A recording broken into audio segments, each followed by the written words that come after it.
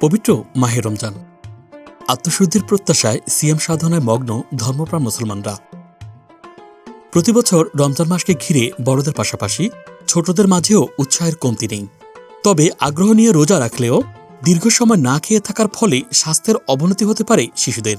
তাই রমজান মাসে শিশুকে সুস্থ রাখতে তাদের খাবারের ব্যাপারে বিশেষভাবে যত্ন নেওয়া জরুরি।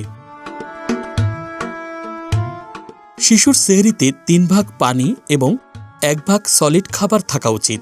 প্রোটিন সমৃদ্ধ খাবার যেমন ভাত, ডাল, সবজি, মাছ বা মাংস খেতে হবে। তেমনি আঁশযুক্ত খাবার পেট ভরিয়ে রাখে, তাই এ ধরনের খাবারও বেশি পরিমাণে দেওয়া উচিত। সবজি খেতে না চাইলে তা দিয়ে সুস্বাদু পাকুড়া বানিয়ে দেওয়া যেতে পারে। এছাড়া খাবার পর শিশুদের নিয়মিত ফল ও দই খাওয়ানো উচিত। সেহরিতে শিশুদের অতিরিক্ত খাবার খাওয়ানো একদমই উচিত নয়, এতে তাদের বদহজম হতে পারে। শিশুদের ক্ষেত্রে চর্বি জাতীয় খাবার, গরু বা খাসির মাংস, ঘি, বাটার এবং অতিরিক্ত তেল ও মশলাযুক্ত খাবার এড়িয়ে চলা উচিত।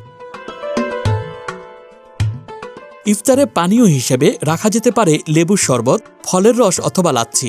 এতে শরীরে দ্রুত শক্তি ফিরে আসে এবং হজম প্রক্রিয়াও সহজ হয়। ইফতারে খেজুর, আপেল, কমলা খাওয়ানো ভালো। ঝাল এবং ভাজা পোড়ার পরিবর্তে দই চেড়া, অল্প মিষ্টির পায়েস, কম তেলে তৈরি বেগুনি, আলুর চপ, ছোলা মুড়ি, পুডিং, কাস্টার্ড, হালিম বা খিচুড়ি রাখা যেতে পারে। ইফতারে শিশুদের একসঙ্গে অনেক খাবার না দিয়ে 2 ধাপে খাওয়ালে ভালো হয়।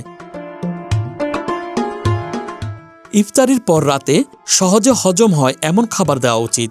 ভাত, সবজি, মাছ, মাংস ও ডালের সঙ্গে 1 গ্লাস দুধ খাওয়ার উপকারিতাও অনেক। ইফতার ও সেহরির মাঝে শিশুকে 7 থেকে 10 গ্লাস পানি খাওয়ানো জরুরি।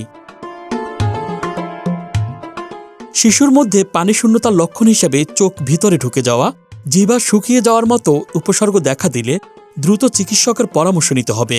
আর শিশুর যদি অসুস্থতার ঝুঁকি থাকে তবে তার রোজা রাখা উচিত কিনা এ ব্যাপারে চিকিৎসকের পরামর্শ নেওয়াও জরুরি। Dhaka express news desk.